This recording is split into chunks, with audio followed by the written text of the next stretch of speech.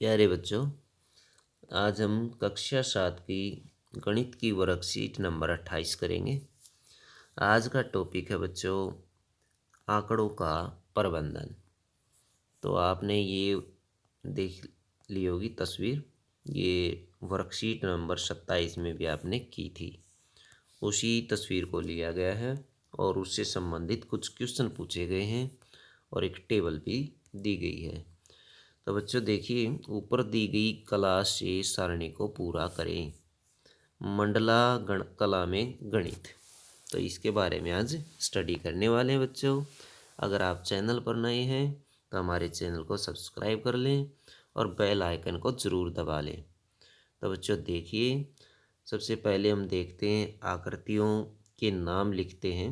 आकृतियाँ कौन कौन सी इसमें दी गई हैं। एक ट्रायंगल की आकृति दी गई है। उसके बाद बच्चों ट्रायंगल त्रिभुज होती है, त्रिभुज, फिर वर्ग दिया गया है और फिर समलंब दिया गया है और फिर समचतुर्भुज दिया गया है। इसको समांतर चतुर्भुज भी कहते हैं या समचतुर्भुज। तो बच्चों देखिए, इसमें सारणी में हमने इसको फिल करना है।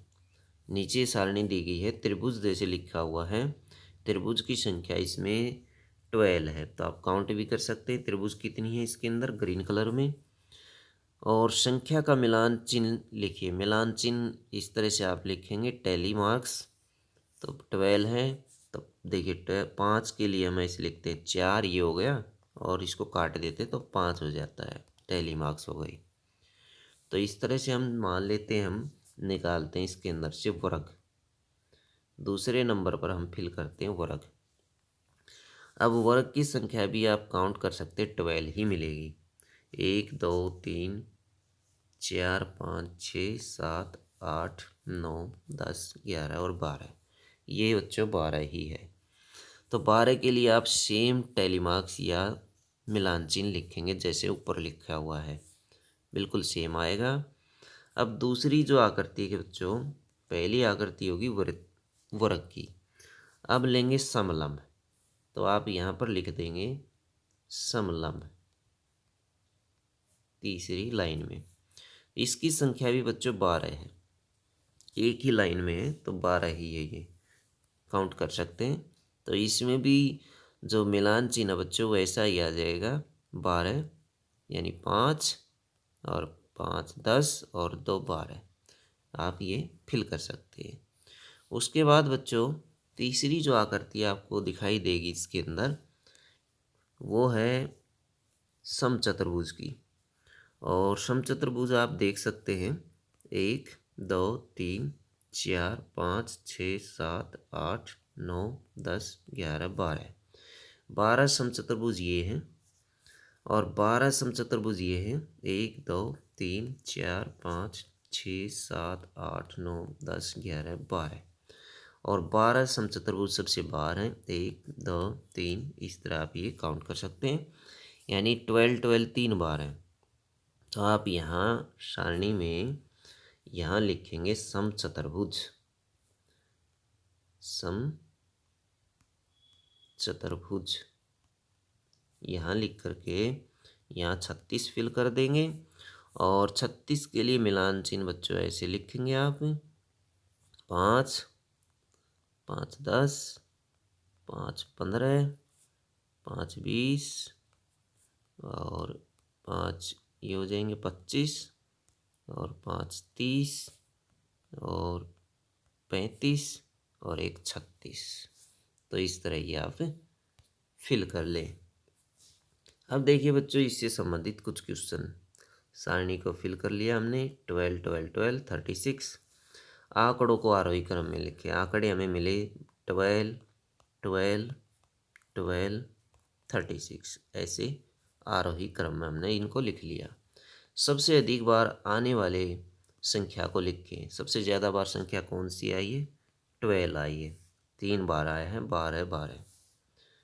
अब उस आकृति का नाम लिखें जिसकी संख्या सबसे अधिक है। सबसे अधिक किसकी संख्या है, समचतुर्भुज 36 है, और यहाँ पर समचतुर्भुज लिख दें।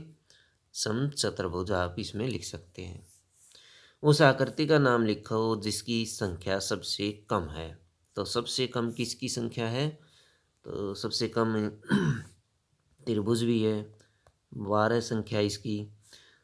त्रिभुज भी आप इसमें लिख देंगे और समलंब भी इसमें लिख देंगे, वर्ग भी इसमें लिख देंगे, वर्ग और समलंब, ये तीनों ही आकृतियाँ इसका आंसर होंगी। कौन सी क्वेश्चन का? क्वेश्चन नंबर 4 का। सारणी में दिए गए आंकड़ों का परिसर ज्ञात कीजिए। तो बच्चों परिसर निकालते हैं, मैक्सिमम में से मिनिमम घटाया जाता है। मैक्सिमम यहाँ पर 36 है और मिनिमम छोटे से छोटा नंबर जो है वो 12 है। तो 12 घटाएंगे 36 में से तो हमारे पास 24 आंसर आ जाएगा। आप पढ़ाई में व्यतीत किए गए ऑनलाइन समय को पूरे सप्ताह का औसत किस प्रकार ज्ञात करेंगे? तो पूरे सप्ताह का ऑनलाइन, मान लीजिए हम सोमवार को हमने पढ़ाई की, सोमवार को हमने पढ़ाई की 2 घंटे। उसके बाद बच्चों मंगलवार को हमने पढ़ाई की, मंगलवार को 3 घंटे, 3 घंटे हमने पढ़ाई की। बुधवार को, बुध को हमने पढ़ाई की बच्चों 2 घंटे। फिर उसके बाद वीरवार या बृहस्पतिवार को हमने पढ़ाई की 3 घंटे। कुछ भी आप लिख सकते हैं अपनी तरफ से जितनी आपने पढ़ाई की। और फिर शुक्रवार को बच्चों, शुक्र को हमने पढ़ाई की 2 घंटे। और फिर बच्चों शनिवार को हमने पढ़ाई की 3 घंटे। अब इनका औसत हमने ज्ञात करना है। तो औसत ज्ञात करने के लिए बच्चों क्या करते हैं, सभी आंकड़ों को जोड़ लेते हैं। सभी का जोड़ जो है वो 15 आएगा। 15 को डिवाइड करते हैं कितने से? 1 2 3 4 5 6, 6 दिन होते हैं। तो 6 दिन से डिवाइड, इसको भाग कर देंगे, डिवाइड करेंगे इसको, तो हमें मिलेगा 2.5 घंटे, 2.5 घंटे एवरेज मिलता है। तो 2.5 घंटे इसका औसत आ जाता है बच्चों। फिर देखिए निम्नलिखित संख्याओं का माध्य, माध्यक और बहुलक ज्ञात कीजिए। ये संख्याएं दी गई हैं, हम इनका माध्य निकालते हैं। तो माध्य निकालने का तरीका हमें पता है बच्चों, दी गई संख्याओं को जोड़ लें। तो दी गई संख्याओं को जोड़ लें और इनको डिवाइड कर दें। फिर दी गई संख्याओं का जोड़ आता है 45 आता है। और यहाँ पर कितनी संख्याएं दी गई हैं? 1 2 3 4 5 6 7 8 9। तो 9 से इसको डिवाइड करेंगे तो 5 इसका माध्य आ जाएगा, 5 इसका माध्य आ जाएगा। उसके बाद निकालेंगे बच्चों माध्यक। तो माध्यक निकालने के लिए हम क्या करते हैं, फॉर्मूला लगाते हैं n+1 डिवाइड बाई 2। ये टर्म निकालते हैं हम। तो 9 संख्याएं यहाँ पर हैं, तो 9 + 1 डिवाइड बाई 2। 9 और 1 10, 10 को 2 से भाग देंगे तो फिफ्थ टर्म हमारे पास आ जाएगी, पाँचवीं। तो पाँचवीं संख्या इसमें आप देखिए कौन सी पड़ती है।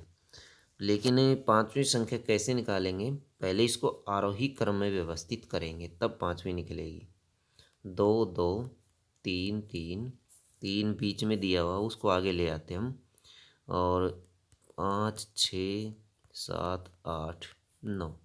अब देखिए पाँचवीं टर्म 1 2 3 4 5।